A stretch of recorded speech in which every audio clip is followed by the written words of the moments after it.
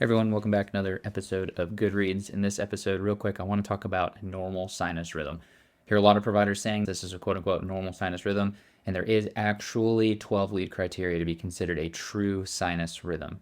And so for a true sinus rhythm, we actually need to have upright P waves in 1, 2, and lead 3. So basically on the entire left side of the 12 lead, our P waves need to be upward or positive deflecting, and we need to have a negative deflecting P wave in AVR. Now we can see in this example specifically, we actually have negative deflecting P waves in 2 and 3 and an upright P wave in AVR. So this 12 lead by definition is not a sinus rhythm. There may be P waves for the QRSs, but it does not meet the true definition of a normal sinus rhythm.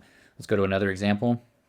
Here, once again, we can see negative deflecting P waves in 1, 2, and 3, and we have a positive deflecting P wave in AVR. This is by definition an ectopic atrial focus. Oftentimes, these patients will complain of palpitations, lightheadedness, feeling faint, and so there's something else in the atria other than the SA node that's taking over the pacemaker function of the atria. A lot of these patients are reliant on that extra atrial kick that if it's not coming from the SA node, they're going to continue to have problems. They're not going to get adequate ventricular preload. That can cause a lot of the presyncope or some of the syncopal events that we can see.